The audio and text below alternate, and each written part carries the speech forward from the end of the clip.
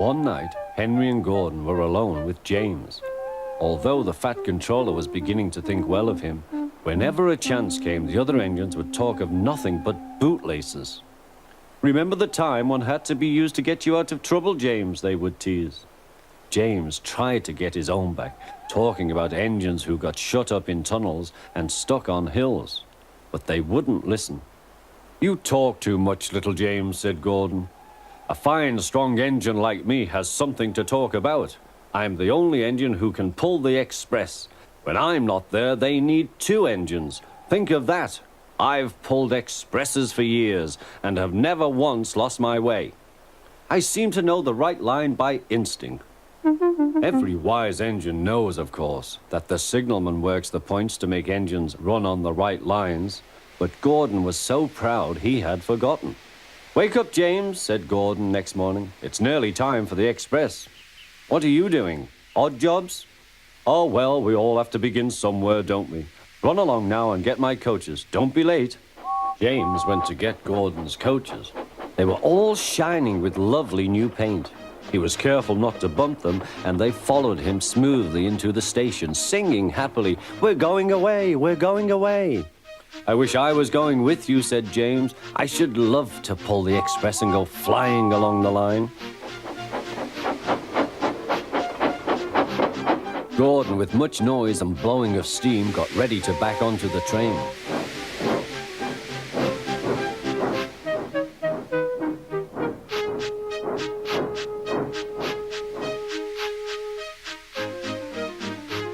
The Fat Controller was on the train with other important people, and as soon as they heard the guard's whistle, Gordon started.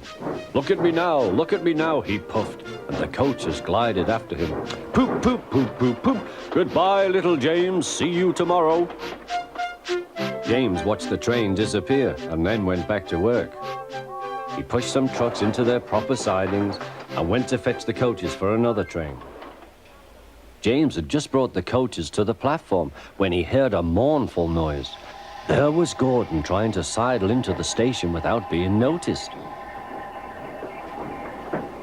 "Hello, Gordon. Is it tomorrow?" asked James. Gordon didn't answer. He just let off steam feebly. "Did you lose your way, Gordon?" said James. "No, it was lost for me. I was switched off the main line onto the loop. I had to go all round and back again." "Perhaps it was instinct," said James. Meanwhile, all the passengers hurried to the booking office. "We want our money back," they shouted. But the Fat Controller climbed on a trolley and blew the guard's whistle, so loudly that they all stopped to look at him. Then he promised them a new train at once. "Gordon can't do it," he said. "Will you pull it for us, James?" "Yes, sir, I'll try."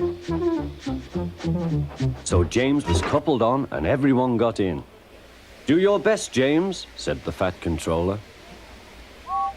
Come along, puffed James. You're pulling as well, sang the coaches.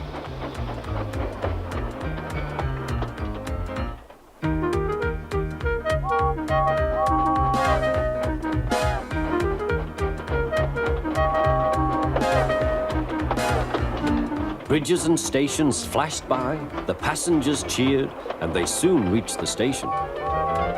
Everyone said thank you to James, and the Fat Controller was very impressed. "Well done," he said. "Would you like to pull the express sometimes?" "Yes, please," answered James. Next day, when James came by, Gordon was pushing trucks. "I like some quiet work for a change," he said. "I'm teaching these trucks manners. You did well with those coaches, I hear." "Good, we'll show them."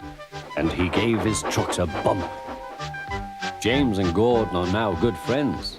James sometimes takes the express to give Gordon a rest. Gordon never talks about bootlaces, and they are both quite agreed on the subject of trucks.